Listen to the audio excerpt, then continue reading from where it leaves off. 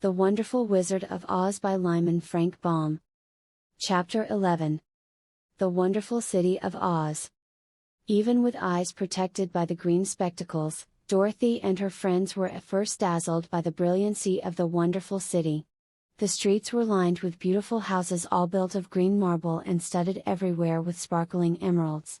They walked over a pavement of the same green marble, and where the blocks were joined together were rows of emeralds, set closely, and glittering in the brightness of the sun.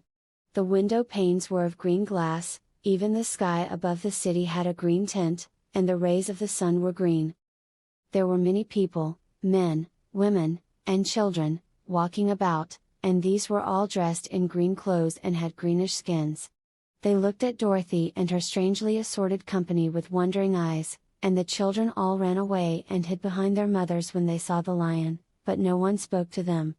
Many shops stood in the street, and Dorothy saw that everything in them was green. Green candy and green popcorn were offered for sale, as well as green shoes, green hats, and green clothes of all sorts. At one place a man was selling green lemonade, and when the children bought it Dorothy could see that they paid for it with green pennies. There seemed to be no horses nor animals of any kind. The men carried things around in little green carts, which they pushed before them. Everyone seemed happy and contented and prosperous. The guardian of the gates led them through the streets until they came to a big building, exactly in the middle of the city, which was the Palace of Oz, the Great Wizard. There was a soldier before the door, dressed in a green uniform and wearing a long green beard. "Here are strangers," said the guardian of the gates to him, "and they demand to see the Great Oz." "Step inside," answered the soldier, "and I will carry your message to him." So they passed through the palace gates and were led into a big room with a green carpet and lovely green furniture set with emeralds. The soldier made them all wipe their feet upon a green mat before entering this room, and when they were seated he said politely, "Please make yourselves comfortable while I go to the door of the throne room and tell us you are here." They had to wait a long time before the soldier returned. When, at last, he came back, Dorothy asked, "Have you seen Oz?" "Oh, no," returned the soldier, "I have never seen him. But I spoke to him as he sat behind his screen and gave him your message. He said he will grant you an audience, if you so desire, but each one of you must enter his presence alone, and he will admit but one each day. Therefore, as you must remain in the palace for several days, I will have you shown to rooms where you may rest in comfort after your journey." "Thank you," replied the girl, "that is very kind of Oz." The soldier now blew upon a green whistle, and at once a young girl, dressed in a pretty green silk gown, entered the room. She had lovely green hair and green eyes, and she bowed low before Dorothy as she said, "Follow me and I will show you your room." So Dorothy said goodbye to all her friends except Toto, and taking the dog in her arms followed the green girl through 7 passages and up 3 flights of stairs until they came to a room at the front of the palace. It was the sweetest little room in the world, with a soft comfortable bed that had sheets of green silk and a green velvet counterpane. There was a tiny fountain in the middle of the room, that shot a spray of green perfume into the air, to fall back into a beautifully carved green marble basin. Beautiful green flowers stood in the windows, and there was a shelf with a row of little green books. When Dorothy had time to open these books she found them full of queer green pictures that made her laugh, they were so funny. In a wardrobe were many green dresses, made of silk and satin and velvet, and all of them fitted Dorothy exactly. "Make yourself perfectly at home," said the green girl, "and if you wish for anything ring the bell. Oz will send for you tomorrow morning." She left Dorothy alone and went back to the others. These she also led to rooms, and each one of them found himself lodged in a very pleasant part of the palace. Of course this politeness was wasted on the Scarecrow, for when he found himself alone in his room he stood stupidly in one spot, just within the doorway, to wait till morning. It would not rest him to lie down, and he could not close his eyes, so he remained all night staring at a little spider which was weaving its web in a corner of the room, just as if it were not one of the most wonderful rooms in the world. The Tin Woodman lay down on his bed from force of habit, for he remembered when he was made of flesh, but not being able to sleep, He passed the night moving his joints up and down to make sure they kept in good working order.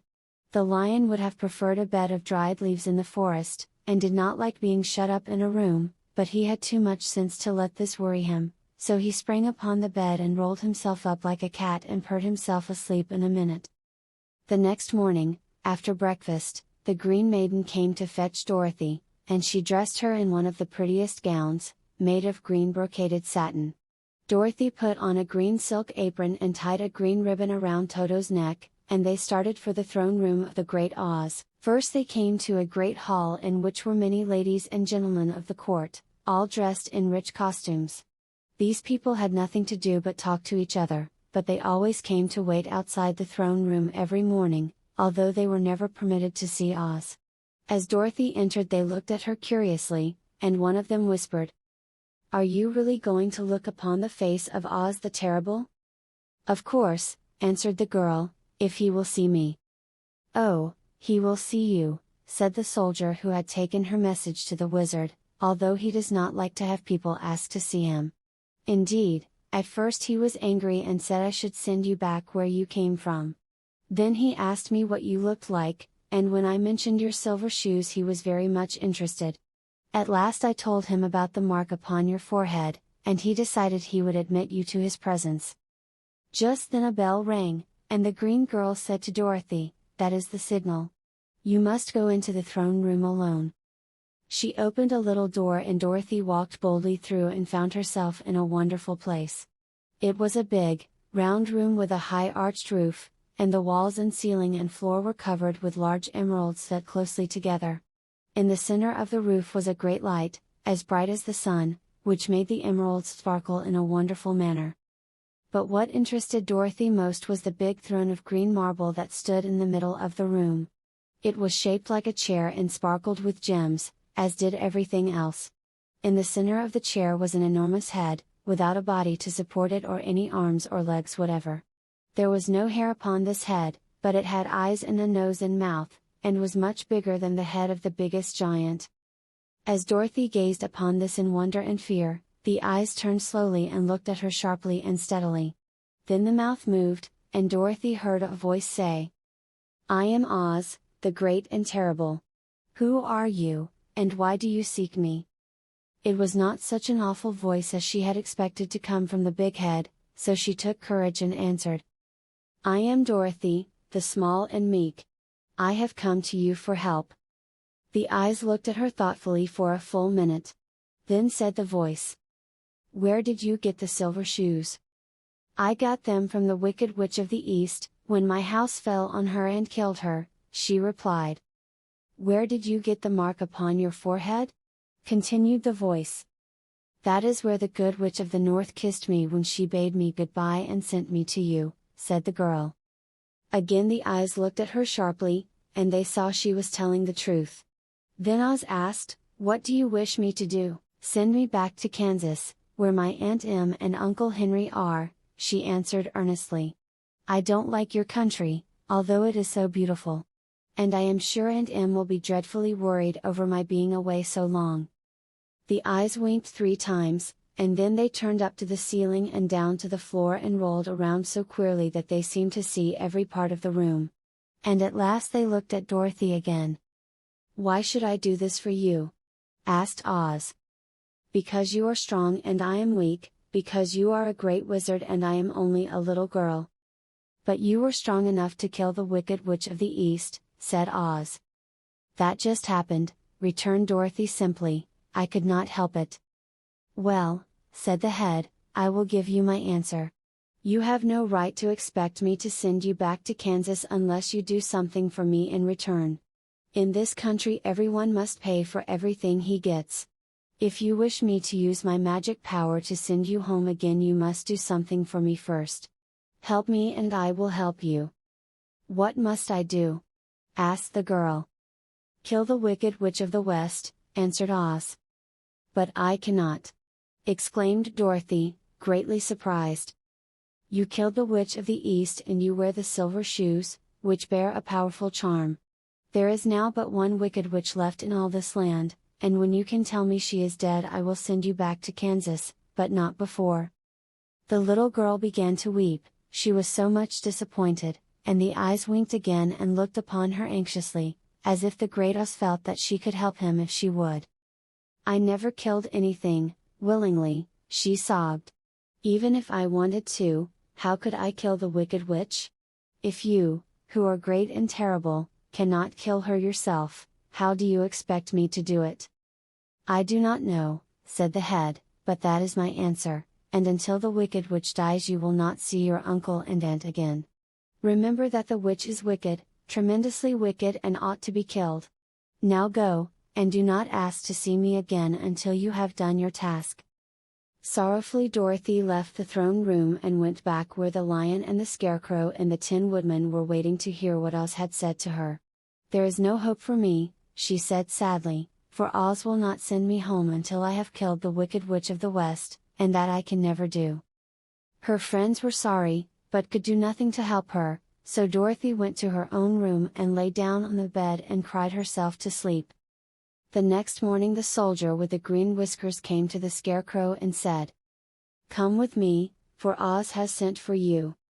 So the Scarecrow followed him and was admitted into the great throne room, where he saw, sitting in the emerald throne, a most lovely lady. She was dressed in green silk gauze and wore upon her flowing green locks a crown of jewels. Growing from her shoulders were wings, gorgeous in color and so light that they fluttered if the slightest breath of air reached them. When the Scarecrow had bowed, as prettily as his straw stuffing would let him, before this beautiful creature, she looked upon him sweetly, and said, "I am Oz, the great and terrible. Who are you, and why do you seek me?" Now the Scarecrow, who had expected to see the great head Dorothy had told him of, was much astonished, but he answered her bravely. "I am only a scarecrow, stuffed with straw. Therefore I have no brains, and I come to you praying that you will put brains in my head instead of straw, so that I may become as much a man as any other in your dominions." "Why should I do this for you?" asked the lady. "Because you are wise and powerful, and no one else can help me," answered the Scarecrow. "I never grant favors without some return," said Oz, "but this much I will promise. If you will kill for me the Wicked Witch of the West, I will bestow upon you a great many brains, and such good brains that you will be the wisest man in all the land of Oz." "I thought you asked Dorothy to kill the witch," said the Scarecrow, in surprise. "So I did. I don't care who kills her. But until she is dead I will not grant your wish. Now go, and do not seek me again until you have earned the brains you so greatly desire." The Scarecrow went sorrowfully back to his friends and told them what Oz had said, and Dorothy was surprised to find that the Great Wizard was not a head, as she had seen him, but a lovely lady. "All the same," said the Scarecrow, "she needs a heart as much as the Tin Woodman." On the next morning the soldier with the green whiskers came to the Tin Woodman and said, "Oz has sent for you. Follow me." So the Tin Woodman followed him and came to the great throne room. He did not know whether he would find Oz a lovely lady or a head, but he hoped it would be the lovely lady. "For," he said to himself, "if it is the head, I am sure I shall not be given a heart, since a head has no heart of its own and therefore cannot feel for me. But if it is the lovely lady I shall beg hard for a heart, for all ladies are themselves said to be kindly hearted." But when the Woodman entered the great throne room he saw neither the head nor the lady, for Oz had taken the shape of a most terrible beast.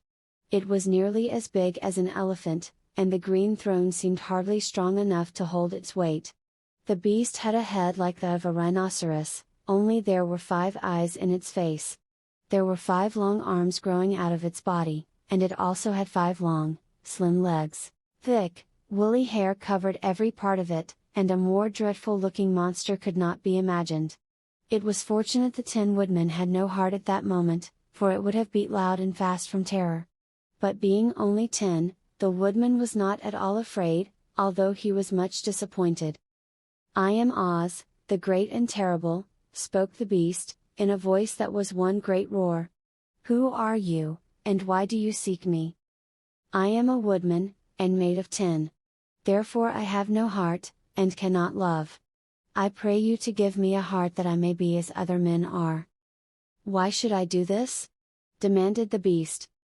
"Because I ask it, and you alone can grant my request," answered the woodman. Oz gave a low growl at this, but said, gruffly, "If you indeed desire a heart, you must earn it." "How?" asked the woodman. "Help Dorothy to kill the wicked witch of the West," replied the beast. "When the witch is dead, come to me, and I will then give you the biggest and kindest and most loving heart in all the land of Oz." So the Tin Woodman was forced to return sorrowfully to his friends and tell them of the terrible beast he had seen. They all wondered greatly at the many forms the great wizard could take upon himself, and the lion said, "If he is a beast when I go to see him, I shall roar my loudest, and so frighten him that he will grant all I ask. And if he is the lovely lady, I shall pretend to spring upon her, and so compel her to do my bidding. And if he is the great head, he will be at my mercy, for I will roll this head all about the room until he promises to give us what we desire. So be of good cheer, my friends, for all will yet be well." The next morning the soldier with the green whiskers led the lion to the great throne room and bade him enter the presence of Oz. The lion at once passed through the door, and glancing around saw, to his surprise, that before the throne was a ball of fire, so fierce and glowing he could scarcely bear to gaze upon it. His first thought was that Oz had by accident caught on fire and was burning up, but when he tried to go nearer, the heat was so intense that it singed his whiskers, and he crept back tremblingly to a spot nearer the door. Then a low, quiet voice came from the ball of fire, and these were the words it spoke. "I am Oz, the great and terrible. Who are you, and why do you seek me?" And the lion answered, "I am a cowardly lion, afraid of everything.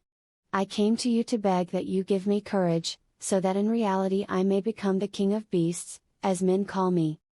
"Why should I give you courage?" demanded Oz. "Because of all wizards you are the greatest, and alone have power to grant my request," answered the lion. The ball of fire burned fiercely for a time, and the voice said, "Bring me proof that the wicked witch is dead, and that moment I will give you courage. But as long as the witch lives, you must remain a coward." The lion was angry at this speech, but could say nothing in reply, and while he stood silently gazing at the ball of fire it became so furiously hot that he turned tail and rushed from the room. He was glad to find his friends waiting for him, and told them of his terrible interview with the wizard.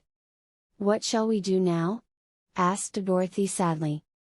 "There is only one thing we can do," returned the lion, "and that is to go to the land of the Winkies, seek out the wicked witch, and destroy her." "But suppose we cannot?" said the girl. "Then I shall never have courage," declared the lion. "And I shall never have brains," added the Scarecrow.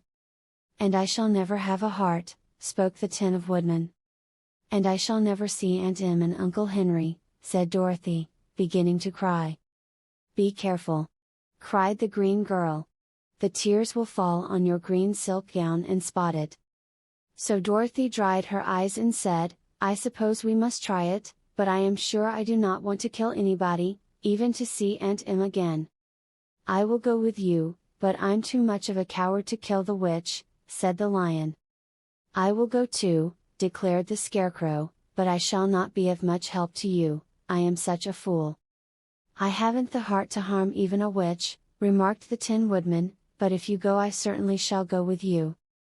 Therefore it was decided to start upon their journey the next morning, and the woodman sharpened his axe on a green grindstone and had all his joints properly oiled. The Scarecrow stuffed himself with fresh straw and Dorothy put new paint on his eyes that he might see better. The green girl, who was very kind to them, filled Dorothy's basket with good things to eat, and fastened a little bell around Toto's neck with a green ribbon. They went to bed quite early and slept soundly until daylight, when they were awakened by the crowing of a green cock that lived in the backyard of the palace, and the cackling of a hen that had laid a green egg.